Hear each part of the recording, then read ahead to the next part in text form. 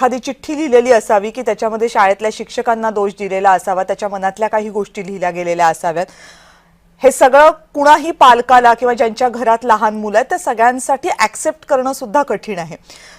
आणि इतक्या सगळ्या घटना समोर आल्यानंतर या सगळ्याची कारणमीमांसा करणं ही तितकंच गरजेचं आहे, म्हणून याबद्दल बोलणं आवश्यक आहे।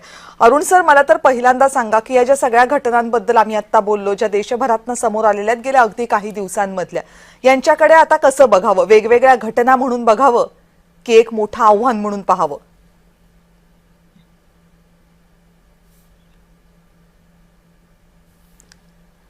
अरुण सर, माझा आवाज आला आपल्यापर्यंत? आला आला, मला येतो आवाज। बर, माझा प्रश्न तुम्हाला असा आहे की या सगळ्याकडे कसं पाहावं? वेगवेगळ्या घटना म्हणून पाहावं की एक प्रचंड मोठं सामाजिक आव्हान म्हणून बघायचं? ठिकठिकाणच्या घटना जरी वेगळ्या असल्या तर एक मोठे सामाजिक आव्हान आहे। त्याला अनेक कारणं आहेत। पहिल्यांदा आपली शिक्षण व्यवस्था पूर्ण बदललेली आहे। हे अनुदानित शिक्षण आल्यापासून शाळांवरचं नियंत्रण संपलेलं आहे आणि त्याच्यामुळे शाळांमध्ये सुद्धा एक जीवघेणी स्पर्धा आहे। रिझल्ट चांगले लागले नाहीत तर शाळा बंद केल्या जातात। त्यामुळे अशाच विनाअनुदानित शाळांवरती किंवा इव्हन अनुदानित शिक्षकांची नेमणुका होत नाही, त्यांच्यावर सुद्धा प्रचंड प्रेशर असतो।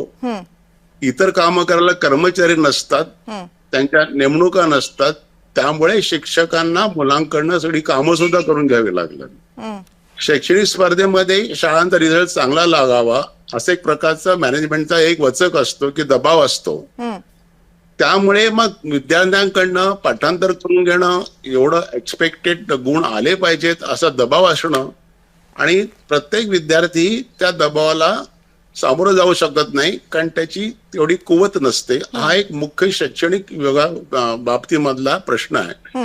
आता विद्यार्थ्यांचे काय वैयक्तिक प्रॉब्लेम्स असतात, त्याचं काउन्सिलिंग करणं, त्यांना समजावून सांगणं, एक्स्ट्रा करिक्युलर ऍक्टिव्हिटीमध्ये भर देऊन त्या मुलांची मानसिकता तपासणं, ह्या सगळ्या गोष्टी आता नगण्य झालेल्या आहेत। मला वाटत नाही पीटी कवायत कुठे शाळेमध्ये असल्या गोष्टी होतात का? त्या मुलाला एक्सपोजरच मिळत नाही।